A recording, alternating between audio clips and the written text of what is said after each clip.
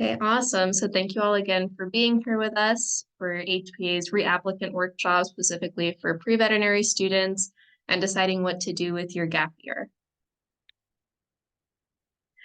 So this presentation is really made for people who applied the previous cycle or who have applied to any previous cycle and are just, kind of at a loss for what to do next. I feel like personally, when I was preparing for this workshop, I tried to research and look online like resources and information for reapplicants.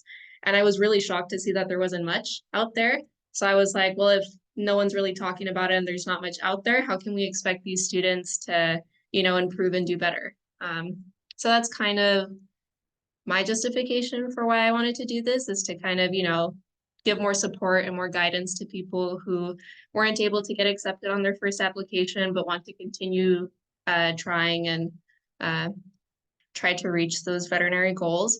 So these are just some questions that may be running through your head if you've previously applied, or even if you haven't previously applied, just trying to be proactive before your first time applying, and maybe even thinking about, what your options could be if you don't get in this upcoming cycle. So this is still great advice for any kind of background you may have. Step one, breathe. And I hope you guys appreciate the GIFs I put in here. I love to use humor as a way of learning. So lots of fun GIFs in here for you guys, but back to the content. So this is kind of just the first step, especially if you've applied to a veterinary program or through an application cycle once already and you didn't get in as you'd hoped. So just take a moment to, reflect on all the great things that you've done. It isn't a reflection of who you are, and there's more opportunities for you in the coming future. Know that you've worked hard. It's not easy to be pre-vet or any kind of pre-health. You have to take a bunch of STEM classes, spend hours volunteering, especially for us getting those like veterinary and animal experience hours. And Christian and I can definitely relate to this since it's, it was pretty hard for both of us, and we've seen advising lots of students that it's pretty hard for everyone. And it's okay to feel a lot of things, whether you've experienced this or maybe you might experience this in the future. If you don't get accepted on your first application, you can feel a lot of sadness, anger, hopelessness, a lot of anxiety, and just very frustrated, especially if you've put all this effort into your first application and you didn't get accepted. You're wondering, well, what am I supposed to do now? Especially if you don't really have much of a sense of where to go from here. So that's hopefully what we're going to try to address today, is where can I go from here? And then, once you take the time to kick, scream, shout, I've heard primal screaming is a great therapy.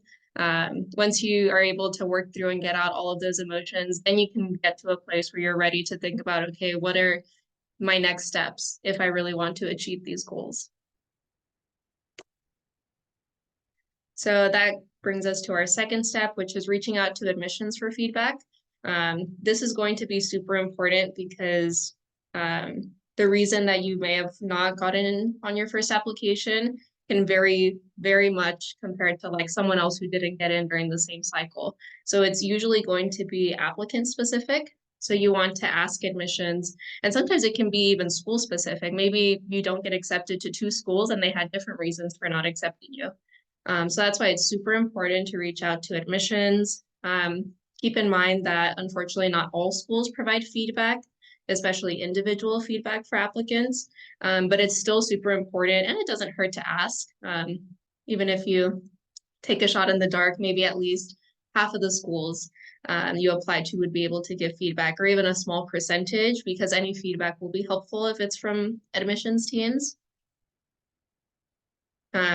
So the reason they don't get back to students is that sometimes they're just very busy getting prepared to admit the incoming students. And if it's taking time for them to get back to you, stay persistent as much as you can. And then make sure to be professional when reaching out. I know sometimes, especially right after you get a denial of admission, you want to immediately reach out and say, hey, what the heck? Like, why didn't I get accepted? But it's important to, after you work through those emotions, get to a place where you can present yourself professionally. Because remember, if you ever want to apply to those schools again or just apply in general, you want to put your best foot forward and, say like, oh, I'm sorry to hear that I wasn't accepted. Is there any information or advice you could give me that could help me make my application better for the next time I apply? So that's kind of how you want to approach it. And then it's also super helpful if you bring your application to us as HPA advisors so that we can also go through your application and give you individualized feedback. I highly recommend doing this if you're a reapplicant because we can, probably do a bit more in-depth feedback than an admissions committee could do, because most admissions committees, they may pinpoint just one or two things that maybe they were like, maybe fix this, but we'll actually go through everything and say, oh, you're very strong here, or this area might need a bit of improvement. Okay, step 3, we'll be coming up with an action plan. So this is going to be after you've taken in all of the awesome feedback you get from admissions and from HPA. You can start thinking about, well, what can I actually do in order to improve the areas where I need to improve in? And I'll go through a couple of examples in the following slides so you can kind of get a sense of structuring your gap year, because how you structure your gap year or gap years is going to vary depending on what your feedback is. And to me, it's kind of like a tree. If you get on one branch, it goes to a bunch of other little branches, a different branch goes to a different one. So that's why feedback is super important, because that'll really tell you what path you should be on in terms of improving your application. So the first scenario is I didn't get any interviews and I was told my GPA was too low. So here are some options that we like to provide to students for improving GPA after graduation. There's typically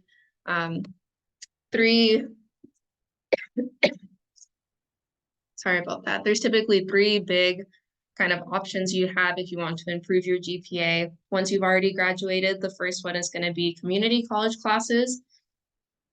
Some of the pros with this are that they're a bit more flexible with your schedule. So let's say you're also working, you can really adjust how many classes and which classes you need to take so that you can juggle all the other things you're doing.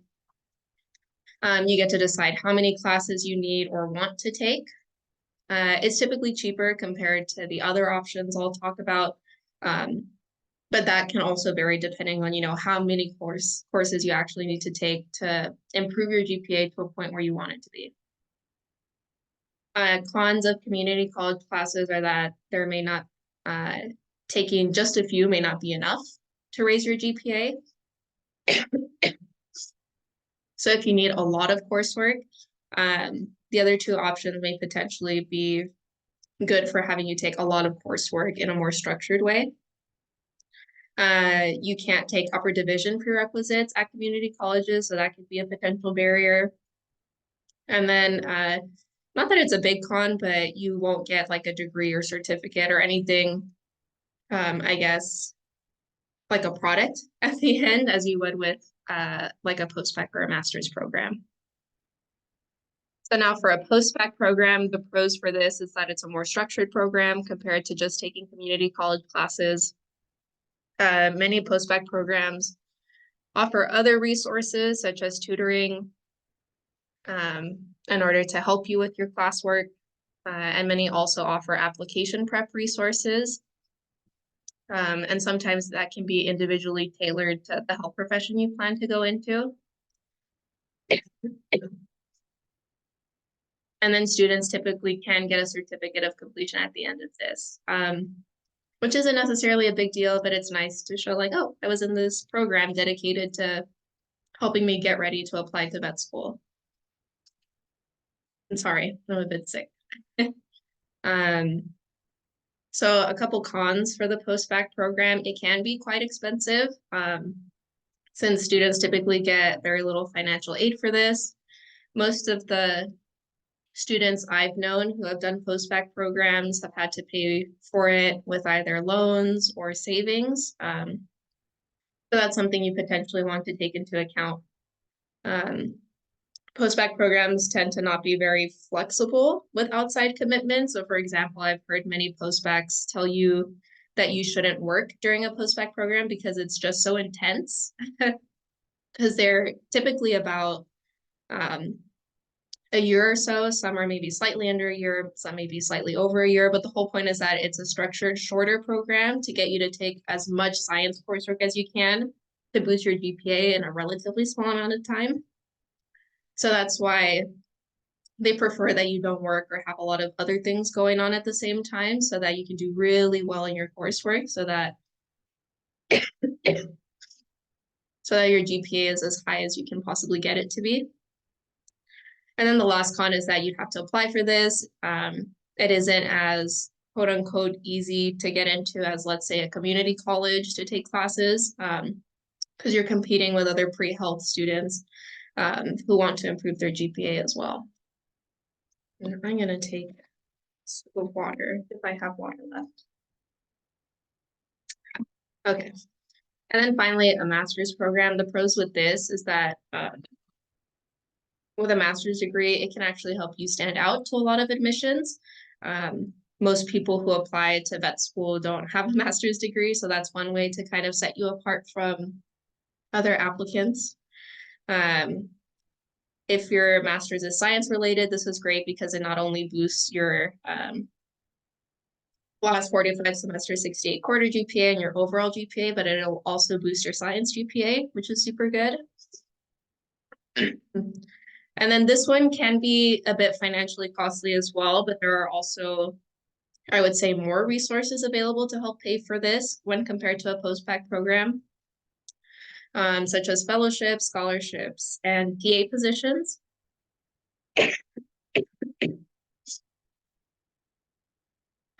This is also a great way to connect with faculty and other individuals that you could potentially get letters of recommendation from. This can help you get more experience for your applications, especially research, if you have to do research for your master's, and you get a degree at the end, which is nice. A couple more letters behind your name is never too bad. And then a couple cons is that out of these three, this one tends to typically be the longer one, since on average, most master's programs are about 2 years. And again, this is something you need to apply for, so it can be a bit competitive to get into this compared to the other options. Nice. I'll just add something, I guess. As far as like, because you mentioned like some of the fellowships and scholarships can help. Definitely recommend to talk to, if you end up choosing to do a master's, whoever the faculty is that you end up doing research with, definitely talk to them because they'll be aware of what fellowships are available.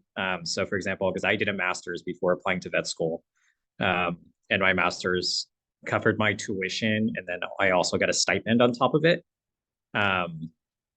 So it can be really beneficial to make sure you have that conversation with your PI if you decide to pursue a master's. Yep, awesome. Thank you for that insight, Christian. And remember, any questions, please feel free to drop them in the chat. Okay, so continuing with our next example, I didn't get any interviews and was told I didn't have enough experience or my experience wasn't diverse enough. So some things we want to consider when it comes to improving veterinary experiences after we've graduated. The biggest first step is to kind of look at what your past and current experiences have been and identify what are the areas that could be improved. So for example, if your veterinary hours were just low in general, like they just weren't high enough for vet schools, then that tells you need to gain more hours by either volunteering or shadowing or working with a veterinarian. If you have a lot of hours, but they're limited to a specific species or specialty, so a common example is like small animal general practice, you may want to consider branching out to other areas such as specialty medicine, equine, food animal, wildlife, etc. And then a key tip is that if you're stating anywhere in your application, such as in your personal statement, that you're interested in X animal medicine, so for example, you want to be an equine surgeon or you want to go into dermatology, you want to make sure that you have experience related to that in some way in order to back up those statements. It's a little sus to admissions if you tell them I want to be an equine surgeon and you don't have any horse or surgery experience. They're gonna wonder, how did you get to that conclusion? Which is also what I would wonder. And then improving other experiences apart from veterinary experiences after you graduate. So this is what if, you know, my vet experiences were amazing, but I had like no other experiences in any of the other sections. So while it may sound counterintuitive, veterinary experience isn't everything to admissions. Admissions wants to see that you are more than just interested in vet med, that you have other interests, passions, and that you gain skills in other areas. So they expect you to talk about any leadership roles you've been in. So this can be in things like clubs or organizations that represent your interests. If you did volunteer work, if you were employed in non-veterinary employment. And then during your gap years, you want to try to find opportunities where you're going to be able to showcase the skills that vet schools are looking for, such as leadership, empathy, time management, things like that. And you can try to accomplish that through volunteering, work, research, any organizations you can get involved with. Okay, our next scenario. I didn't get any interviews and was told to improve my personal statement or letters of recommendation. So when it comes to updating your personal statement, it's good to have a fresh set of eyes, like HPA, if we haven't already read your statement, but just someone new who can read over your statement that you used for the previous cycle and get you feedback on what things maybe worked well and what things you may want to change for the future. So these are some questions you should kind of be thinking about. And these questions are great even if you haven't applied yet and you're planning to apply. These are the things that you should be hitting on in your personal statement. So are you explaining what characteristics, skills, or traits you have that's going to make you a successful veterinarian or a successful veterinary student? Do you have specific examples from your background to back up that you have these characteristics or skills? And then finally, do you talk about any career goals or specific aspirations you have within the field of veterinary medicine or outside? As long as you can relate the things together. It's good to see what you're supposed to be striving for, because we all want to be veterinarians, but then it's, well, what kind of impact do you want to have as a veterinarian is what you should be talking about.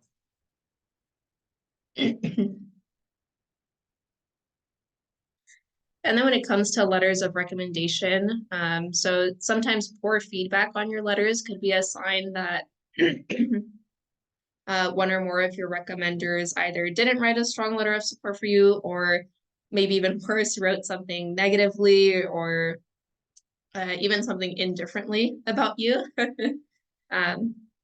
So moving forward, especially since most people select not to be able to view the letter of support before it is sent to VMCAS, the best thing that you can do is to just self-evaluate your relationship with your letter of recommendation writers and try to decide if you think it would be best to ask them again in the future. So for example, if you're applying and you asked a veterinarian you worked with, but you had worked with them like 6 years ago and you didn't work with them that well and you weren't sure if they even really remembered you, and they were like, oh yeah, I kind of remember you, sure, I'll write a letter. Maybe those are little telltale signs that that person probably doesn't know you well enough to write a strong letter, and maybe you might want to look for someone else to write you a better letter in the future. So that's what I mean by self-assessing your relationship and how well your letter of recommendation writers actually know you and how well they can speak to who you are. Because ultimately that's what's going to get you a really strong letter, is people who know you really well and who like you. It would be bad if they knew you well and they still didn't like you. So maybe don't ask those people. The next scenario, I got an interview, but I still didn't get an acceptance. So this is going to go more into how you did on the interview. So if this is the kind of feedback that you get, this could mean that maybe your application was well received. They did like you on paper, but maybe your interview portion could be improved. So this also requires more self-reflection. You'll notice that this is a big theme in reapplying and taking gap years, is self-assessing and reflecting on yourself. You want to take note of how you feel you did during those interviews that you had. What went well? What do you think maybe could be improved? So maybe you're like, oh, like I spent too much talking on one of the questions and I got cut off. Like maybe that's something you want to say, okay, I need to work on being more succinct and keeping track of my time when I'm in interviews. If nerves is something that gets you, it's important to work on strategies to overcome nervousness. Because if you want to have a nice long professional career, there are going to be many, many more interviews in your future. I like to say the horrors of interviewing persist, but so do we. So we personally have to kind of see what about interviewing makes us nervous and then try to find ways to calm ourselves. So me personally, I always get nervous before interviews, but I'll do things like make a hot cup of tea to try to relax myself right before. I've heard some people say that supposedly eating chocolate right before an interview helps you because you get like a little, I think, spike of dopamine or something that helps calm you a bit. Power poses, I've heard, are also a really good one to do to give you a bit more confidence before your interview. Or if you feel like it was your responses and not necessarily how you presented yourself that weren't the best, I think that means you should try doing more practice questions and doing practice interviews before your actual interview. And I highly recommend attending HPA's mock interviews. If you can't make those dates for whatever reason, you can also set up an individual advising appointment with either Christian or I, and we can go through like mock interviews and mock questions with you as well. So that is super important if you feel like interviewing may be a bit of a like hindrance to your application, and you want to make sure that you address that through either practicing or working on nerves or things like that. Okay, and I think this is the last scenario. So I didn't get accepted and I wasn't given any feedback. So this is probably the worst one because you didn't get in anywhere, but no one's telling you what you did wrong or what you're supposed to improve. So this can make reapplying super stressful and make you more anxious because you don't even know where you went wrong and what you're supposed to do now. If this is the case, I definitely recommend stopping by HPA and talking to an advisor to, again, help you go through your application materials and just talk to you about how the application process went for you. You know, how many interviews did you get? How do you feel those interviews went? How strong do you feel your application was? And then you can both kind of try to work through what are the strong and weak points in your application. And then sometimes we feel that we're very strong applicants and we still don't get in. So I just wanted to acknowledge that, you know, sometimes admissions each year can just vary by how many people are applying, who you're competing against that cycle, and ultimately who on the admissions committee is reading your application. So even if you are a strong candidate on paper, unfortunately, sometimes there just isn't enough space to take everyone. So sometimes there's other factors even outside of our control, which I know can feel even more stressful because you're like, I'm barely getting a hold of the things I have in control, and then now I have to think about things out of my control. But I would just say that the point of acknowledging that is to remember that even if you get denied, that's not necessarily a reflection on just you. It's probably also a reflection on like all these other factors that are out of our control. So then step 4 is going to be coming up with a timeline. So we went through our steps, cried, screamed, got a hold of our emotions. We got to a place where we could talk about next steps, and now we have our next steps. So next is going to be putting them on a timeline and seeing how long we feel like we need to work on these steps until we feel confident or at least feel better about reapplying again. So some examples are if you feel like you really need to bring up your GPA, but let's say you wanted to reapply like right the next cycle, like very soon after, do you feel like that would have been enough time to have a dramatic improvement in your GPA? That's something you want to think about. Would it be worth applying if you were told GPA was your biggest issue on your application, but you aren't able to improve it enough for the next cycle? Maybe that tells you, okay, maybe I need a bit more time in order to fix that.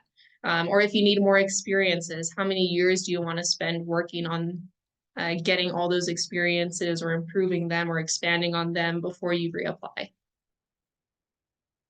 And then step 5 is actually reapplying. So you should still have access to VimCast. So once you create an account the first time, you can keep using that account for reapplying.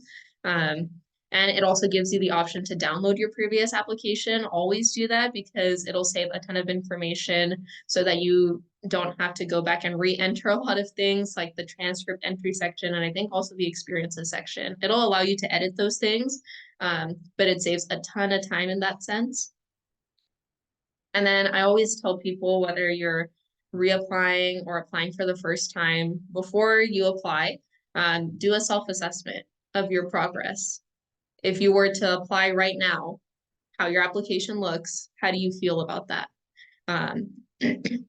And specifically to our people that are reapplying, compare it to your first application and think about, how have I improved in those areas that I said that I wanted to improve? And are there still any concerns that I have about certain aspects of my application?